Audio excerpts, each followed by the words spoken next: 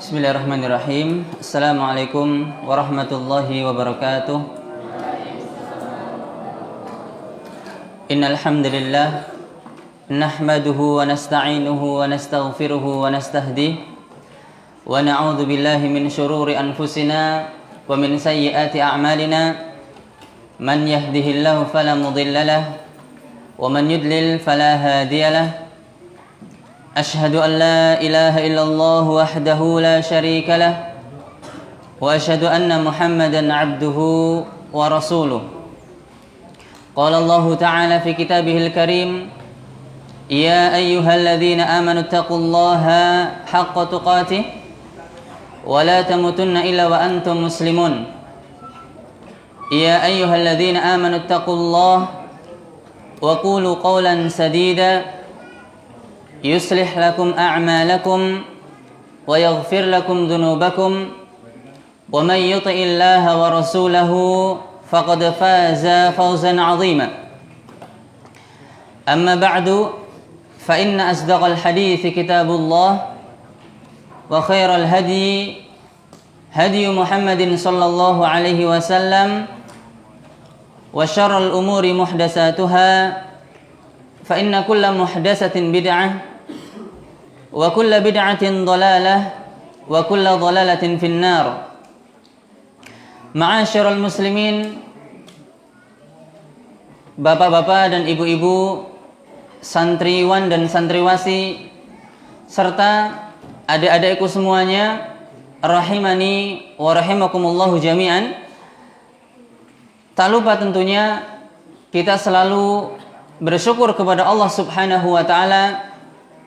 Kita mengucapkan alhamdulillah. Tentunya kembali Allah Subhanahu wa taala mudahkan kita untuk melangkahkan kaki kita menuju majelis ilmu, yang mana majelis ilmu ini adalah merupakan ibadah yang sangat agung dan mulia. Kemudian tak lupa juga salawat serta salam semoga selalu tercurah kepada Nabi kita Muhammad sallallahu alaihi wasallam serta para keluarganya, istri-istri beliau, anak-anak beliau, paman-paman beliau, kemudian juga para sahabat beliau, dan tentunya orang-orang yang senantiasa memegang sunnah-sunnah beliau hingga akhir zaman nanti. Ma'asyiral muslimin, rahimani wa rahimakumullahu jami'an. Pada malam hari ini kita akan melanjutkan pembahasan tentang riba. Sebagaimana telah berlalu penyampaian tentang bahaya riba, bahwasanya bahaya riba ini sampai 5 fase. Dan telah kita sebutkan perincian daripada hal itu. Adapun pada kesempatan malam hari ini adalah materi tentang bentuk-bentuk riba jahiliyah yang masih banyak dilakukan oleh sebagian kaum muslimin. Sebagian mereka masih melakukan transaksi dengan transaksi riba yang sama seperti ribanya orang-orang jahiliyah. Adapun sebelum masuk pada pembahasan itu, maka tentunya perlu kita jelaskan tentang dalih ya para pembela riba. Mereka ada orang-orang yang melakukan riba dan mereka punya dalil, mereka punya hujjah, bahkan yang menyampaikan ya tentang bolehnya riba itu bukan orang awam, ya mereka adalah orang yang punya titel, yang ngajar di perguruan tinggi di Indonesia, ya bahkan ada orang-orang yang menjadi panutan ya para ustadz, ya para pendakwah yang mereka justru mengatakan riba itu boleh, ya.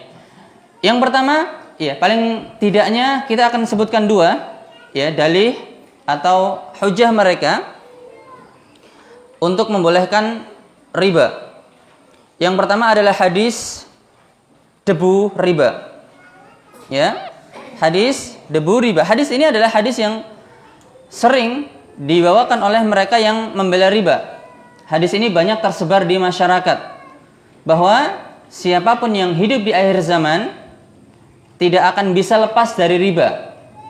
Kalaulah dia lepas dari hakikat riba, minimal dia akan terkena debunya riba. Hadis itu adalah hadis Abu Hurairah radhiyallahu taala anhu. Beliau mengatakan bahwasanya Rasulullah sallallahu alaihi wasallam bersabda, "La ya'tiyanna 'alan nasi zamanun la yabqa ahadun illa akala riba." Kata beliau, akan datang zaman atas manusia tidaklah ada orang kecuali pasti dia makan riba. Ini adalah kabar dari Rasulullah SAW. Akan datang nanti zaman kepada manusia tidak ada orang kecuali dia akan pasti makan riba. Fa in lam ya'kulhu. Kalau dia tidak makan riba, asabahu min bukharihi. Minimal akan terkena asapnya. Bukhar artinya adalah ghibar, ya, asap riba. Sehingga Bapak Ibu sekalian, hadis ini adalah hadis yang diriwayatkan oleh Al-Imam Abu Dawud. Para ulama berselisih pendapat tentang apakah hadis ini adalah hadis yang sahih atau tidak. Dari mana? Salah satu perawi hadis ini, ya, adalah Hasan Al-Basri. Para ulama berselisih pendapat apakah Hasan Al-Basri adalah tabi'in. Apakah Hasan Al-Basri ini bertemu dengan sahabat Abu Hurairah radhiyallahu taala anhu? Tabi'in secara umum mereka bertemu dengan sahabat, kemudian generasi setelahnya adalah tabi'in.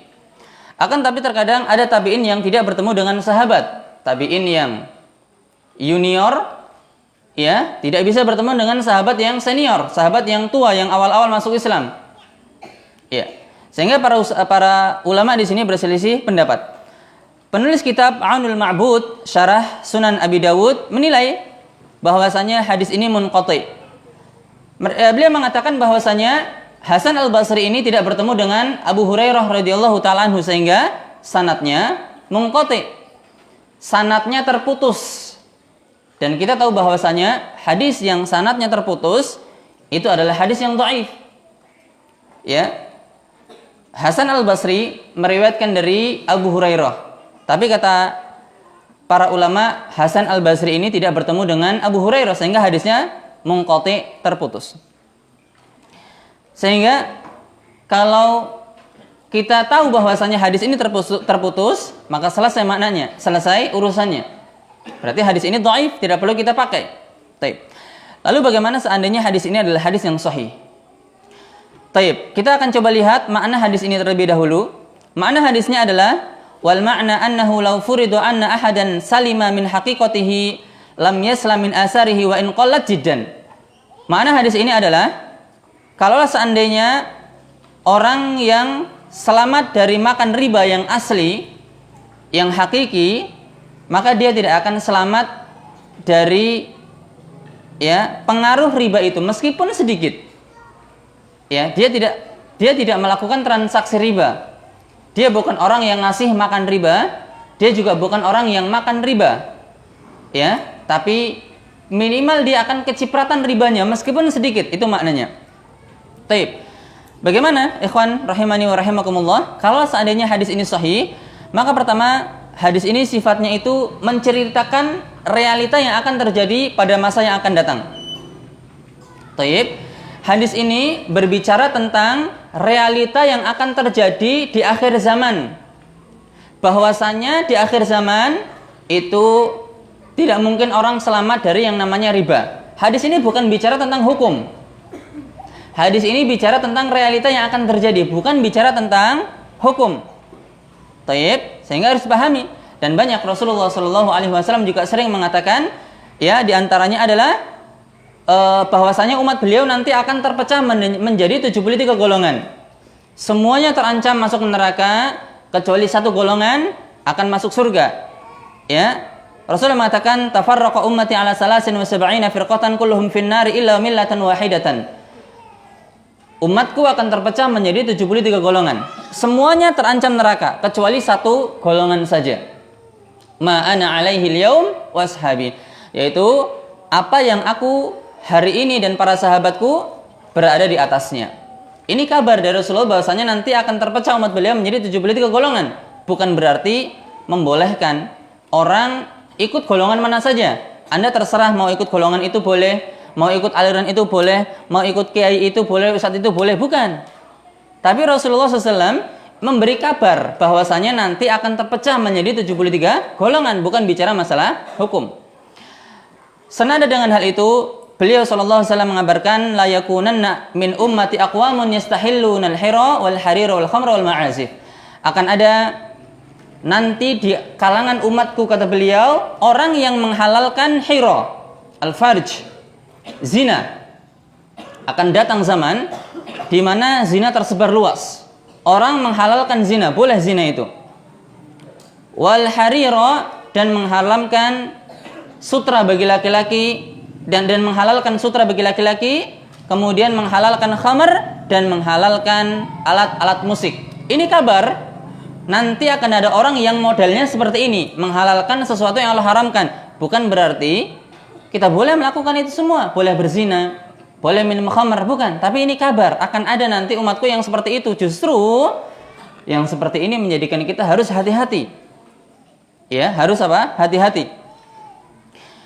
Ya, layati zamanun 'alan nasi la yubalil mar'u bima akhadhal mal am min halal am min haram. Akan datang zaman di mana manusia tidak peduli dia ngambil harta dengan cara apa, dengan cara yang halal atau haram, terserah. Akan datang zaman seperti ini, bukan berarti boleh mengambil harta dengan cara yang haram. Taib. Ya. Itu yang pertama. Jadi ini kabar, bukan bicara masalah hukum, ya, sehingga dikatakan bahwasanya untuk apa kita itu ya sepaneng berlebihan melarang dari riba. Toh kata Rasulullah SAW, seorang tidak akan selamat dari riba, ya bukan seperti itu.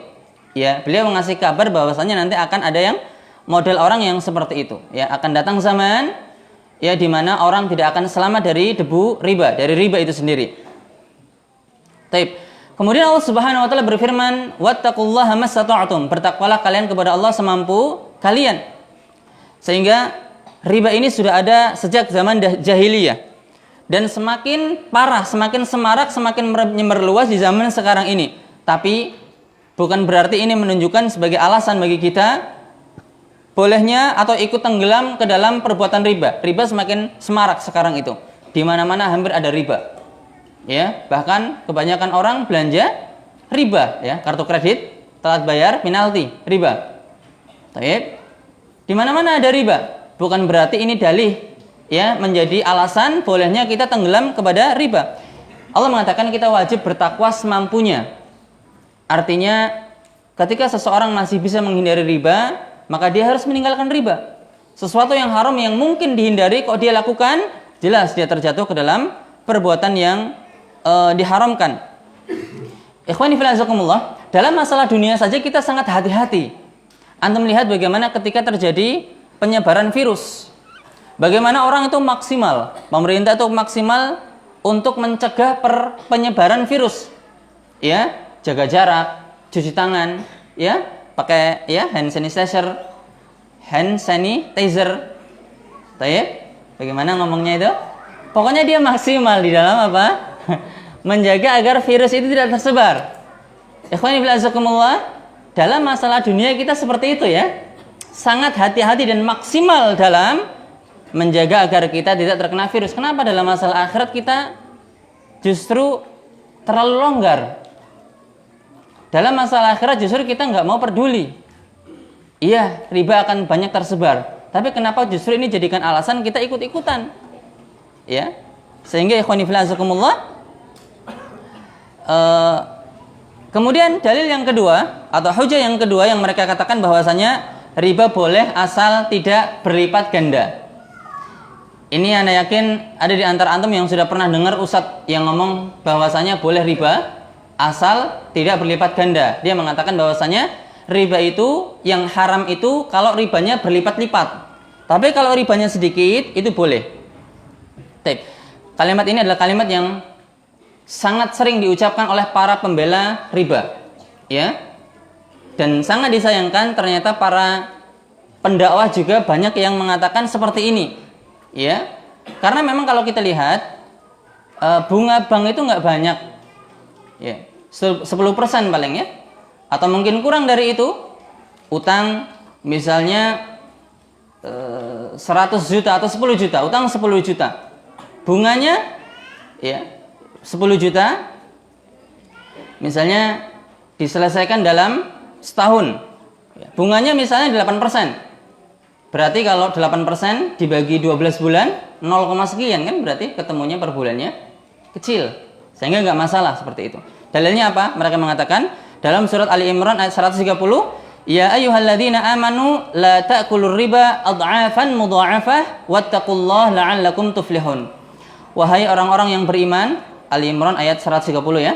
Wahai orang-orang yang beriman, la ta'kulur riba ad'afan mudha'afah. Jangan kalian makan riba yang berlipat ganda. Wattaqullaha, bertakwalah kepada Allah agar kalian selamat, agar kalian beruntung, seperti itu. Taib, dalam ayat di atas yang dilarang itu riba yang berlipat ganda. Jangan kalian makan riba berlipat-lipat. Jadi yang dilarang itu riba yang berlipat ganda. Adapun kalau ribanya sedikit, pemahaman atau kesimpulan pemahaman terbaliknya adalah kalau ribanya sedikit boleh. Karena yang nggak boleh itu adalah riba yang berlipat ganda. Tentunya ya ikhwani fillah azakumullah, ayat ini tidak salah. Bagaimana mungkin Al-Quran salah? Cuman terkadang pemahaman manusia itu yang salah. Dan banyak sekali orang-orang yang salah dalam menggunakan sesuatu dalil. Orang-orang Khawarij, mereka memberontak. Tayyib, mereka memberontak. Apa kata Ali radhiyallahu ta'ala anhu? Kalimatu haqqin urida biha al-batil. Atau urida biha batilun. Kalimatnya hak, benar, tapi penafsirannya yang salah. Tayyib. Dan banyak keadaan semacam ini juga terjadi pada dakwah sepanjang sejarah. Orang-orang Qadariyah, orang-orang yang mengingkari takdir, mereka hanya menetapkan bahwasanya Allah nggak punya kehendak. Ya, Allah nggak punya kehendak. Kita yang punya kehendak. Jadi kita ngapa-ngapain itu bukan atas kehendak Allah Azza wa Jalla. Orang-orang Jabariyah, mereka salah menggunakan dalil. Mereka hanya menggunakan dalil yang menunjukkan bahwasanya Allah yang menciptakan kita dan apa yang terjadi itu atas kehendak Allah Azza wa Jalla. Jadi makhluk itu seakan-akan hanya dipaksa saja. Orang-orang Jabariyah. Taib. Orang-orang Khawarij juga seperti itu. Hanya menggunakan dalil inil hukmu illa lillah. Hukum ini adalah milik Allah, sehingga siapa yang berhukum dengan selain Allah, dengan selain hukum Allah, maka dia kafir. Jadi banyak sekali yang model seperti ini. Orang-orang kafir, orang-orang jahiliyah, mereka menghalalkan bangkai. Apa kata mereka? Kalian mau makan sembelihan manusia, sedangkan bangkai kalian nggak mau makan. Jadi mereka ibaratkan bahwasanya bangkai ini adalah sembelihan Allah. Kamu mau makan sembelihan manusia, sedangkan sembelihan Allah kamu nggak mau makan. Ini orang-orang jahiliyah. Jadi ya selalu ada tantangan dalam berdakwah. Orang-orang yang menggunakan dalil untuk kebatilan yang mereka ya serukan begitu. Taib, ikhwani fillah azakumullah. Dalil tentang larangan riba itu banyak. Ya, sehingga menggunakan satu dalil tadi, jangan kalian makan riba yang berlipat ganda, kemudian meninggalkan dalil yang lain, tentunya ini tidak baik, tidak proporsional. Bukan orang yang sejati orang yang seperti ini. Taib. Sehingga dalil larangan riba itu apa? Banyak. Di antaranya adalah dari sekian banyak dalil, di antara dalil yang ada adalah taib, Rasulullah atau Allah Subhanahu wa taala berfirman dalam surat Al-Baqarah ayat 278, ya ayyuhalladzina amanu taqullaha wa dharu ma baqiya minar riba in kuntum mu'minin. Wahai orang-orang yang beriman, bertakwalah kepada Allah dan tinggalkan sisa-sisa riba. Ada sisa riba yang sedikit, tinggalkan.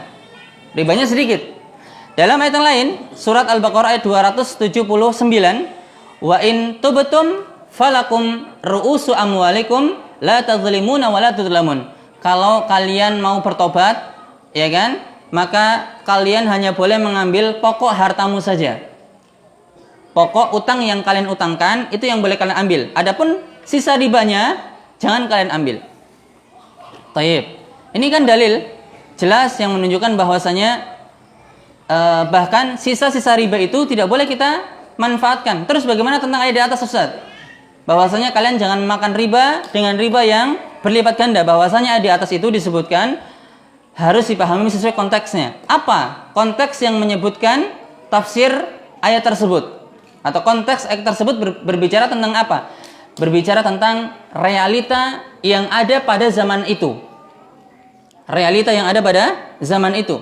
Makanya dikatakan oleh Al-Imam Asy-Syaukani dalam tafsir beliau, wa qawluhu ad'afan mudha'afah, jangan makan riba yang berlipat ganda. Apa kata beliau? Laisa litaqyidin nahyi, bukan untuk membatasi larangan riba.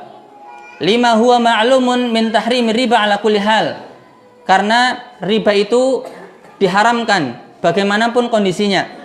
Walakinahu ji'a bihi bi'tibari ma kanu 'alaihi min al-'ada allati ya'tadunaha fir riba. Akan tetapi ayat ini berkaitan dengan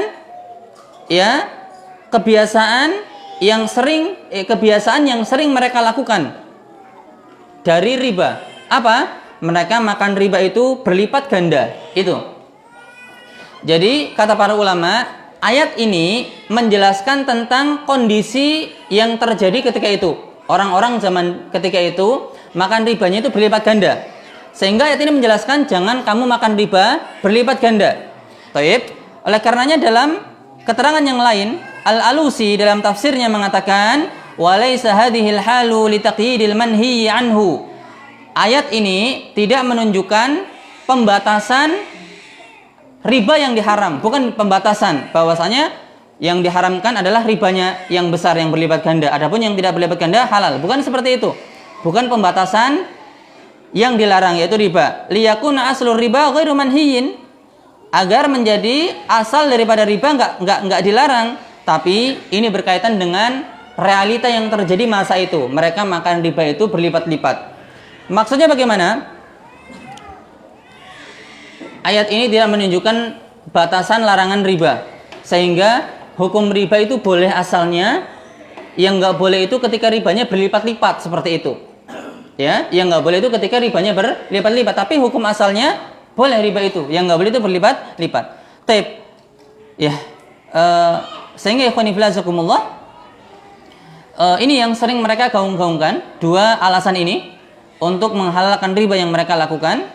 Tapi Allah Ta'ala alam, ya, tentunya apapun kebatilan yang mereka bawakan, pasti Allah Azza wa Jal punya bantahan, ya, untuk membantah kebatilan yang mereka lakukan. Dahulu diceritakan oleh Atha bin Abi Rabah bahwasanya Bani Tsaqif itu pernah berhutang kepada Bani Mughirah ketika jahiliyah. Ketika masa pembayaran datang, maka Bani Tsaqif mengatakan, aku akan tambah biaya yang aku akan bayar kepada kalian, tapi tolong beri aku waktu lagi untuk melunasi, kata dia. Lalu turunlah ayat ini, ya, turunlah ayat, ya ayyuhalladzina amanu la ta'kulur riba adhafan mudha'afa. Wahai orang yang beriman, jangan kalian makan riba dengan riba yang berlipat-lipat. Jadi memang ini konteksnya turun kepada orang yang memang ketika itu makan riba yang berlipat-lipat.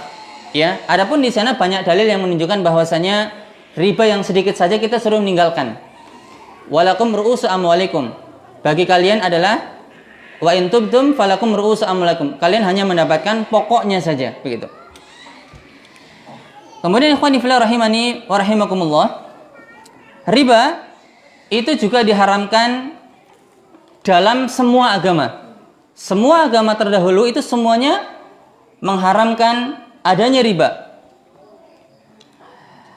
Ya, dalam agama para nabi. Jadi agama-agama terdahulu, agama-agama terdahulu ada yang sama dengan agama Islam sekarang. Agama-agama yang dibawa oleh para nabi terdahulu. Pada perkara yang pokok-pokok itu sama mereka. Bahwasanya ya wajib mentauhidkan Allah itu sama. Dari mulai awal nabi sampai akhir nabi. Itu sama, wajib untuk mentauhidkan Allah Azza wa Jalla. Wajib untuk menjauhi syirik.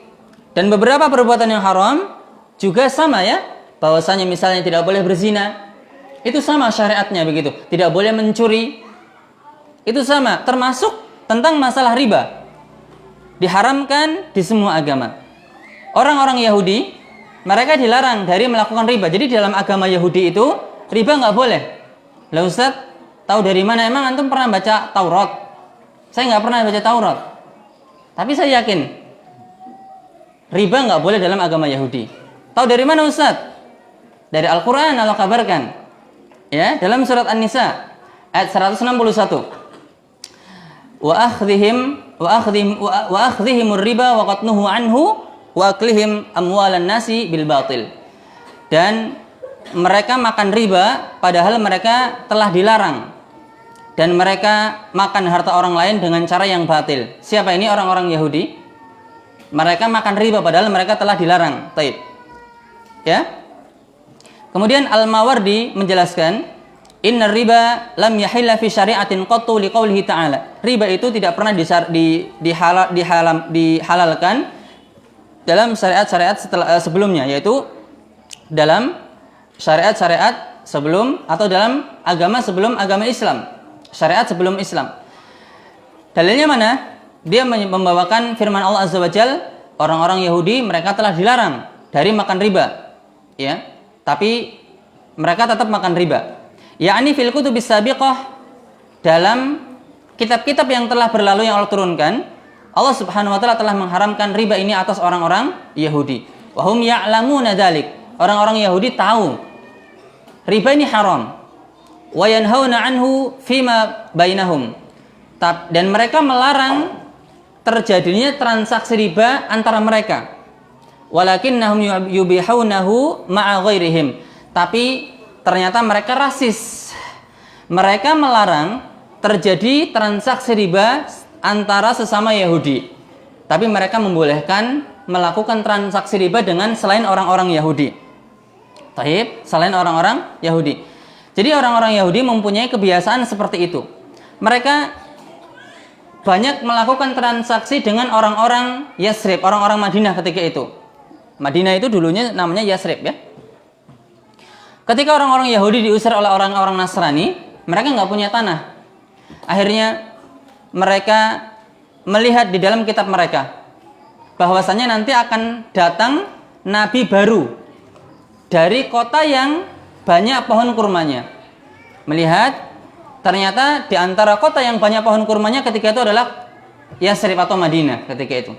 Namanya Yasrib awal-awal itu, sebelum diganti menjadi kota Madinah. Akhirnya mereka pun pergi ke kota Madinah, orang-orang Yahudi ini. Mereka di pinggir-pinggir kota Madinah. Taib. Orang-orang Madinah ketika itu masih jahiliyah, ya, belum mengenal Islam. Mereka adalah orang yang sangat sangat menjaga wibawa, orang yang sangat mempunyai harga diri. Orang-orang Madinah ketika itu. Sehingga mereka ketika mempunyai acara, ngundang orang makan, itu yang diundang harus banyak. Wibawa, ya, ngundang orang kalau sedikit, wibawa di mana, ditaruh mana nanti, ya, wibawa kita kalau ngundang orang makannya hanya ngundang orang makan yang diundang sedikit, sehingga mereka nggak terima itu, sehingga mereka berusaha berlomba-lomba untuk mengangkat wibawa mana yang paling mulia di antara mereka. Itu kebiasaan mereka, dan kerjaan mereka apa? Tani, ngebon kurma, itu kan tani, ya, ngebon kurma mereka itu. Karena mereka harus mengeluarkan banyak biaya untuk pesta-pesta yang mereka lakukan, sehingga mereka kehabisan dana. Dananya kan besar, mengadakan pesta yang besar. Akhirnya mereka utang kepada orang-orang Yahudi yang ada di pinggiran. Taib, mereka utang kepada orang-orang Yahudi yang ada di pinggiran. Utangnya dalam jumlah besar. Ketika tidak mampu bayar, baru orang Yahudi mengatakan bahwasanya, oke, saya kasih tempo lagi, tapi ngembang, riba, ada ribanya. Syaratnya itu. Kalau bayar tepat waktu, nggak ada riba. Tapi kalau nggak mampu bayar tepat waktu, maka utangnya nambah, menjadi ada ribanya, ada bunganya, seperti itu. Semakin bengkak, semakin membengkak terus, mereka nggak bisa bayar. Akhirnya apa? Tanahnya semakin lama semakin dipotong, bayarnya pakai tanah. Akhirnya semakin lama pun orang-orang Yahudi punya tanah kekuasaan di kota Madinah ketika itu. Suatu ketika terjadi ketegangan antara orang-orang Yahudi dengan orang-orang penduduk Madinah asli ketika itu. Tegangan. Kemudian orang-orang Yahudi ngancam orang-orang Madinah. Nanti kami akan bersama Nabi menghancurkan kalian. Perang. Kami akan perang bersama Nabi melawan kalian. Orang-orang Madinah takut ketika itu. Perang melawan Nabi. Pasti kalah. Sehingga takut orang-orang Madinah ketika itu ya. Perang lawan Nabi pasti kalah. Akhirnya orang-orang Madinah pun sama-sama menunggu Nabi. Orang-orang Yahudi juga menunggu kedatangan Nabi yang baru. Orang-orang Madinah juga nunggu Nabi. Untuk apa orang-orang Madinah nunggu Nabi yang baru? Agar nabinya itu ikut bersama mereka perang melawan orang Yahudi. Akhirnya orang Yahudi pun kalah. Oleh karenanya ini diantara sebab kenapa orang-orang Madinah sangat membuka pintu lebar kedatangan Rasulullah SAW. Sehingga banyak terjadi masuk Islam ketika itu ya. Yang paling banyak menerima Rasulullah adalah orang-orang Madinah ketika itu. Makanya ketika musim haji, mereka berbondong-bondong datang ke Mekah musim haji. Terjadilah Bai'ah Aqabah Al-Ula, Bai'ah Aqabah As-Saniyah, sumpah setia, sumpah janji setia dengan Rasulullah. Mereka masuk Islam begitu ya. Kemudian ketika Rasulullah sudah menawarkan dakwah di kota Mekah, di Taif ditolak, dilempari, diusir segala macam, di sini dilempar, diusir mereka, Rasulullah diusir seperti itu. Perintahkan Rasulullah hijrah ke kota Madinah. Apa yang dilakukan orang-orang Madinah? Diterima dengan tangan yang terbuka lebar. Diterima kedatangan Rasulullah SAW. Tujuannya apa? Bisa perang melawan orang-orang Yahudi dan menang.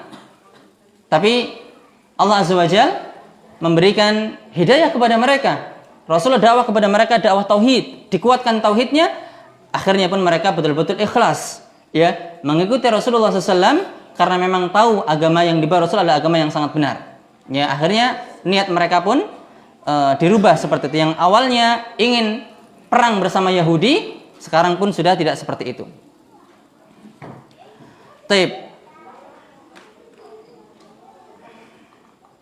Terus mana yang menunjukkan bahwasanya orang agama terdahulu pun mengharamkan riba? Ada sebuah peristiwa di mana sebelum Nabi Muhammad itu diutus menjadi nabi.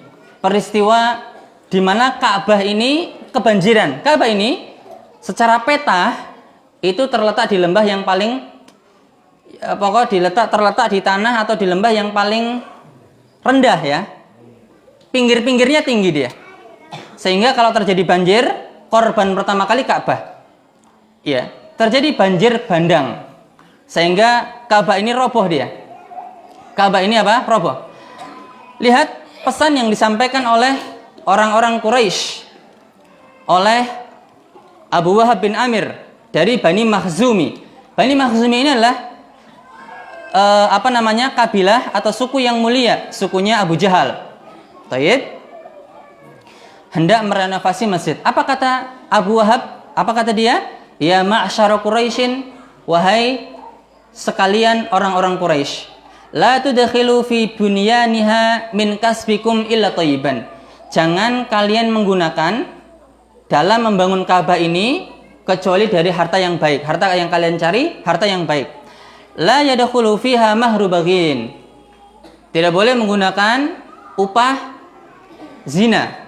Ya, hasil zina. Zaman dahulu orang-orang Quraisy banyak punya budak wanita. Suruh menjadi pezina. Dapat uang, ya, jadi itu nggak boleh digunakan untuk bangun Ka'bah. Wala bai'u riban, juga jangan menggunakan jual beli riba. Tidak boleh menggunakan harta riba. Ini kata orang-orang Quraisy. Orang Quraisy masih kafir Bapak sekalian. Tahu riba nggak boleh. Kita orang Muslim tahu riba dilarang, masih melanggar.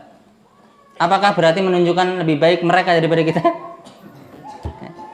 Wala madlamatu ahadin minan nas.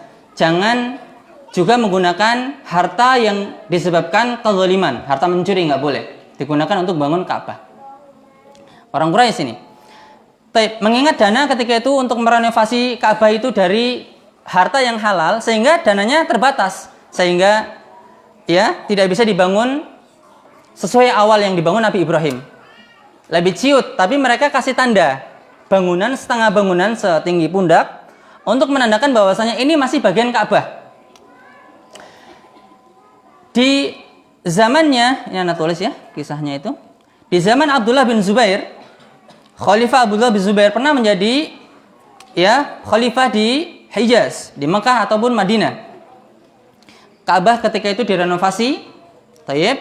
Ka'bah ketika itu direnovasi dan dibangun yang awalnya bangunan hanya setinggi pundak, kemudian ditinggikan lagi. Jadi besar lagi. Tapi Abdullah bin Zubair ini dikalahkan oleh siapa itu yang zalim banget itu, Hajjaj bin Yusuf. Ya, sehingga terjadi kebakaran besar di Masjidil Haram sehingga Ka'bah itu kebakar hingga roboh kembali. Kemudian ya dibangun sesuai bangunan orang-orang Quraisy dengan bangunan yang lebih kecil, ya, dengan ngasih tanda bahwasanya ini termasuk bagian daripada Ka'bah. Kemudian kenapa Rasulullah nggak bangun? Dibangun sesuai asalnya. Ketika Rasulullah Fathu Mekah ditanya oleh Aisyah radhiyallahu taala anha, Rasulullah, kenapa kau nggak bangun Ka'bah seperti dulu bangunan Nabi Ibrahim? Kata Rasulullah SAW mengatakan bahwasanya kalau seandainya kaummu tidak baru masuk Islam, ya, maka akan dibangun Ka'bah sesuai awalnya, sesuai asalnya. Ya, menunjukkan bahwasanya takutnya nanti difitnah, ya, oh ternyata Rasulullah selama ini dakwah tujuannya hanya untuk merenovasi Ka'bah seperti itu. Jadi memang tetap bangunannya tetap sama seperti dahulu. Kenapa raja-raja sekarang, penguasa sekarang tidak bangun seperti bangunannya Nabi Ibrahim? Kenapa masih kecil seperti itu, ya? Tidak dimasukkan seperti itu? Tentunya Ka'bah ini bukan hanya punya orang-orang Arab, ya, punya seluruh kaum muslimin yang di dunia. Khawatirnya terjadi ketegangan segala macam sehingga luar biasa yang dilakukan oleh pemerintah Arab Saudi. Sebenarnya kalau mau dibikin sesuai awalnya bisa, tapi pertimbangan yang mungkin mereka pertimbangkan sehingga tidak dibangun sesuai awalnya seperti itu. Akan takut terjadi ketegangan gitu. Banyak kaum muslimin yang nggak setuju seperti itu misalnya. Ya. Lawang dulu pernah ada kubah-kubah kecil, ya. Kalau antum lihat Ka'bah itu kan di video, ya, antum lihat Ka'bah itu kan dikelilingi sama bangunan sih. Ya nggak sih, yang pernah ke Mekah? Saya nggak pernah soalnya. Iya, dikelilingi mas, tapi dia nggak gandeng kan Pak, ya? Bangunan-bangunan, ya. Dan dia nggak gandeng, terpecah-pecah begitu. Artinya putus-putus begitu. Di situ ada kubah-kubah. Ada apa? Iya, ada bangunan masjidnya, pinggir-pinggirnya. Dikelilingi masjid, ya, ada, ya, beberapa kubah begitu, ya, pernah dibongkar, tapi ada orang-orang Turki, mereka nggak terima bahwasanya ini peninggalan Turki, ya, kemudian dibangun lagi, nggak jadi dirubah. Jadi memang Mekah itu milik semua kaum muslimin, Ka'bah itu yang ada di segitu, sehingga pemerintah Arab Saudi memperhatikan itu semua agar tidak terjadi apa-apa seperti itu. Tapi ikhwan, kita adzan terlebih dahulu. Sudah adzan, ya? Kita adzan terlebih dahulu, kemudian kita lanjutkan riba, bentuk-bentuk atau aneka riba jahiliyah, yang nanti dari sini kita akan tahu parahnya riba zaman sekarang. Itu tema kajian kita sebetulnya, cuman mukadimahnya terlalu panjang. Baik, itu yang dapat kita sampaikan. Kita akan lanjutkan nanti setelah adzan. Wallahu ta'ala alam bishawab. Silakan adzan.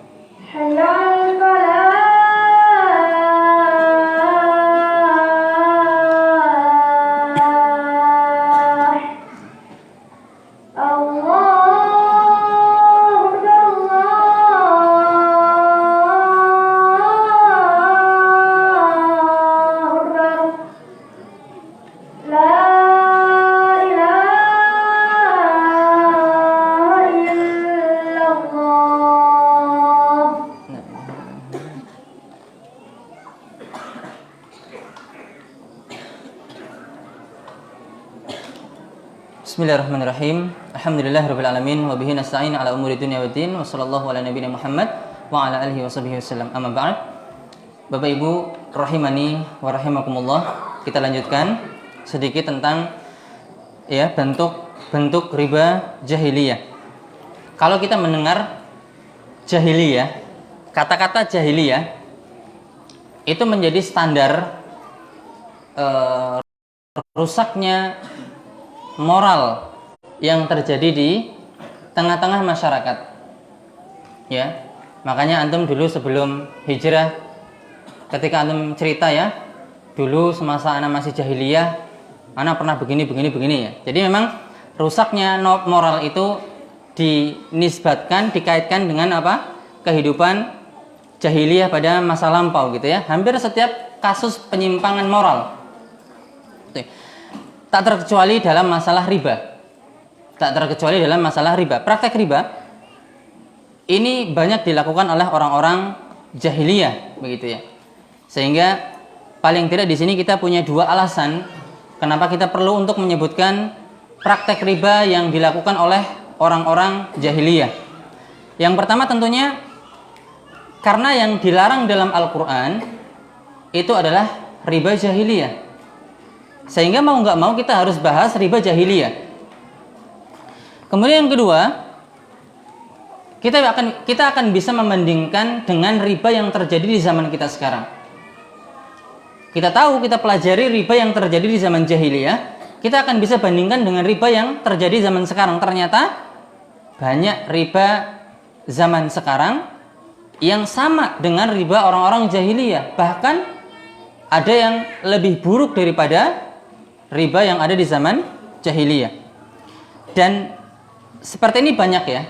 Ada memang kondisi di mana perbuatan dosa yang dikerjakan oleh orang-orang terdahulu sebelum masuk Islam yang sampai sekarang masih dilakukan oleh kaum muslimin.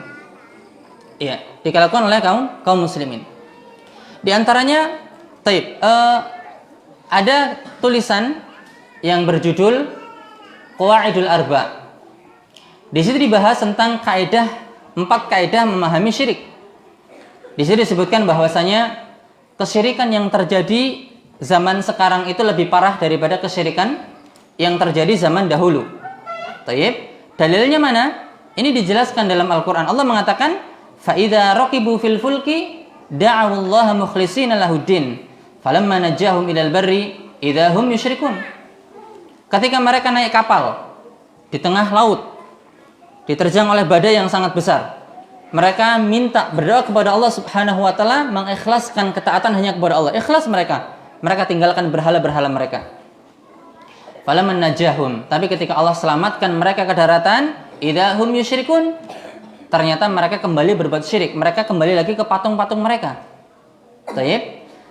Ini kesyirikan yang terjadi di zaman dahulu itu hanya mereka melakukan kesyirikan hanya ketika mereka sempit saja. Ketika mereka tertimpa musibah, ketika mereka tertimpa ya bahaya yang mengancam nyawa mereka, mereka betul-betul ikhlas berdoa kepada Allah karena mereka tahu yang akan menyelamatkan Allah bukan berhala-berhala mereka. Tapi ketika mereka sudah lapang, kondisinya sudah aman, mereka kembali berbuat syirik. Tapi bagaimana kondisi orang-orang zaman sekarang? Mereka berbuat syirik dalam keadaan lapang maupun dalam keadaan sempit.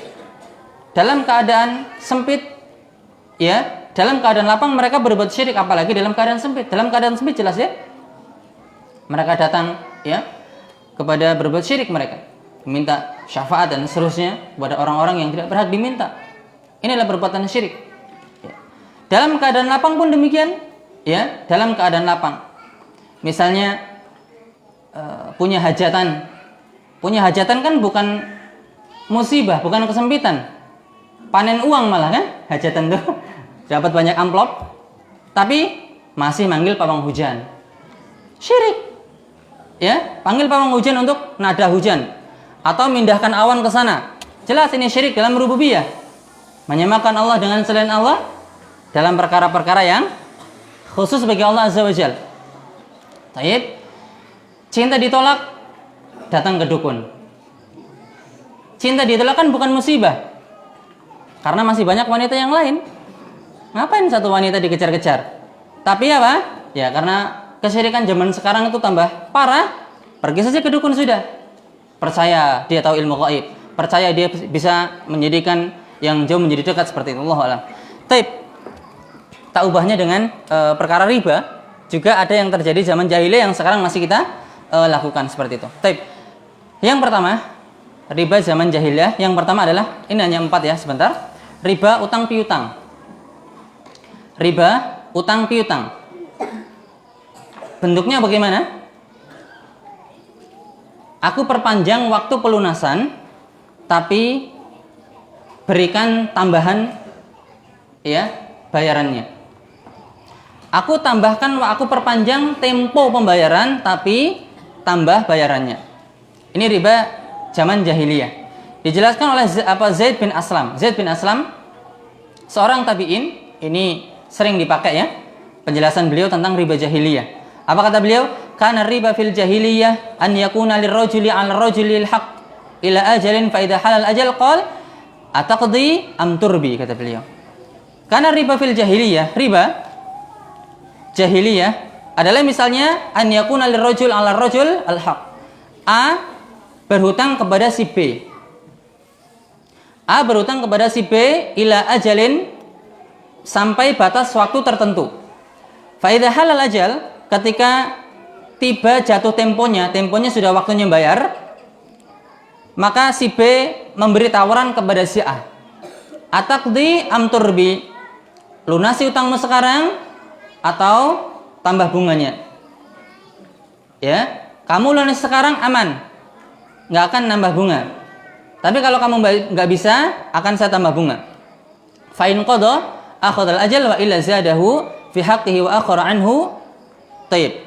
Apabila ya dia bisa melunasi, si A bisa melunasi begitu, maka aman.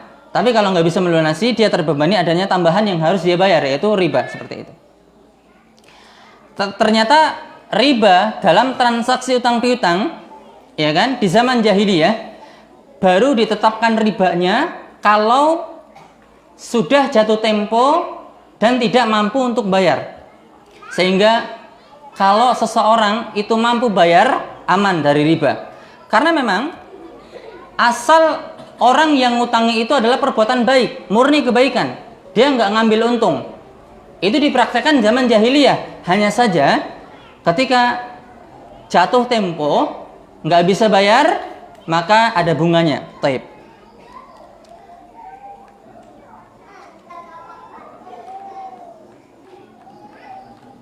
Di zaman sekarang ini masih ada kaitannya dengan firman Allah Azza wa Jalla, ya ayyuhalladzina amanu la ta'kulur riba adhafan mudha'afah. Jangan makan riba yang berlipat-lipat. Ya, tentunya ayat ini berkaitan dengan Bani Saqif yang berutang kepada Bani Mughirah yang dikatakan oleh Atha bin Abi Rabah tadi. Ketika gak mampu bayar, baru ada ribanya.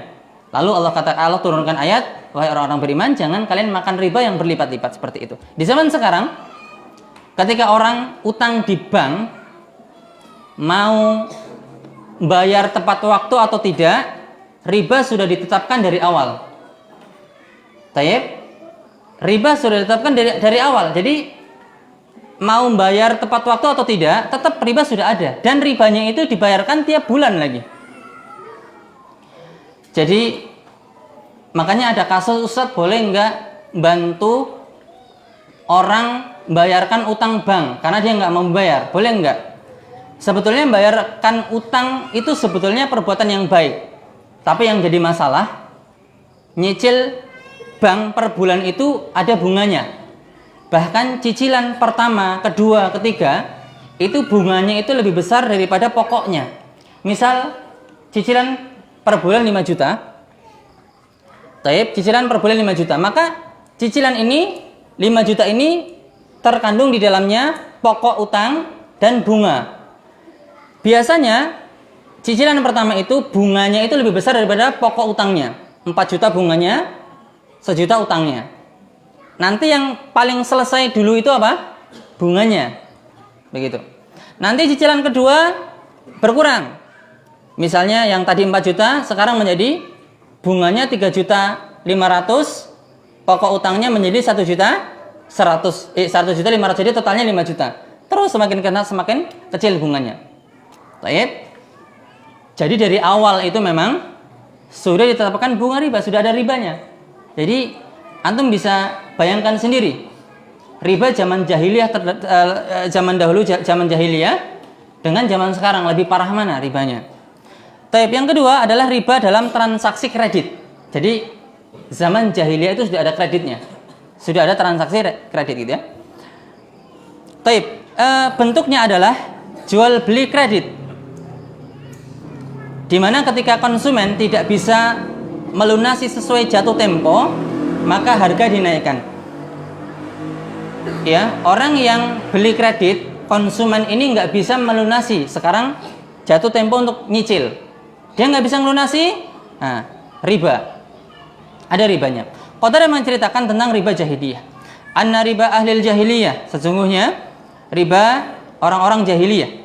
Yabi'ur rajulu al-bai'a ila ajalin musamma. Si A menjual barang kepada si B secara kredit.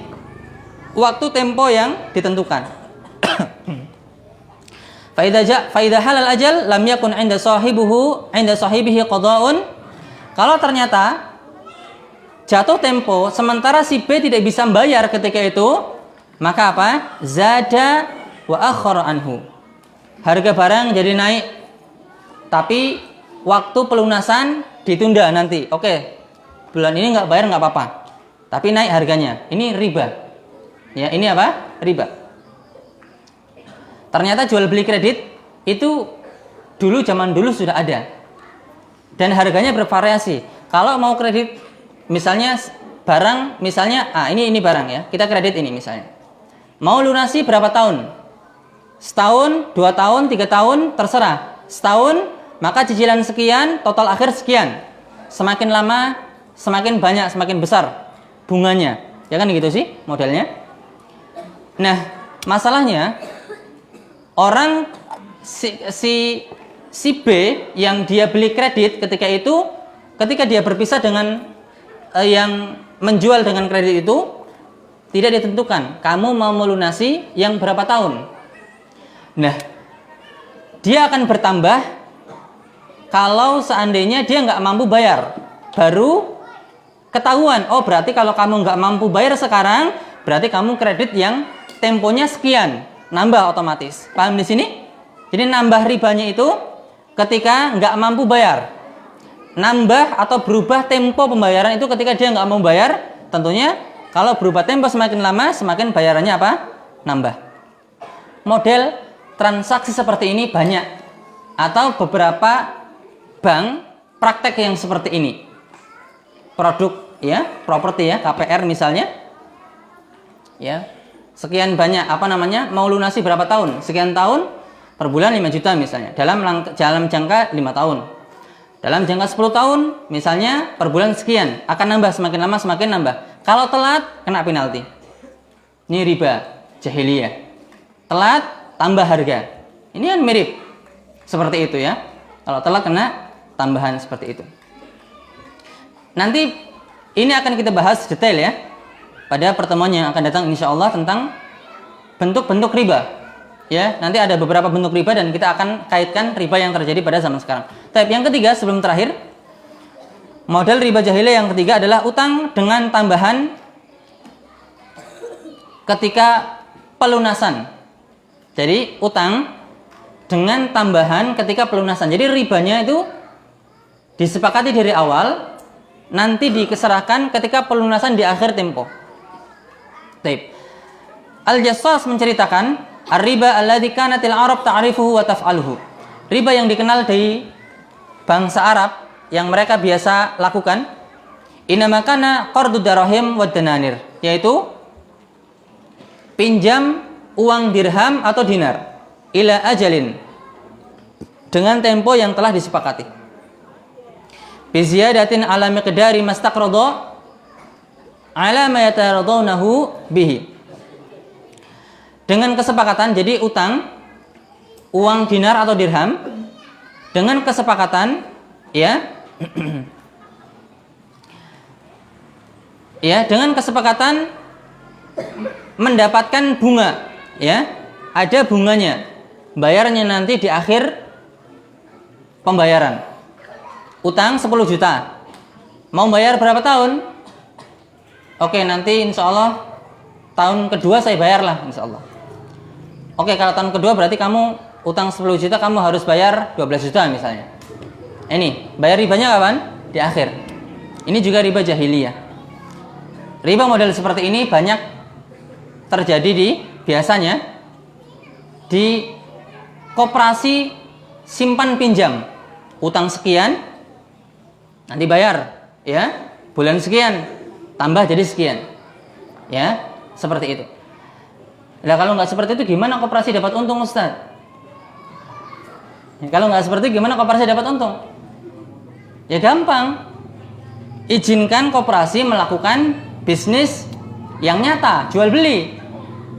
Orang nggak mampu beli rumah, koperasi maju. Oke, saya yang beli. Setelah koperasi beli rumah, udah jadi miliknya koperasi. Koperasi kan nggak butuh rumah, jual kepada orang yang butuh, yang tadi sudah pesan. Boleh seperti ini, ya, boleh seperti ini.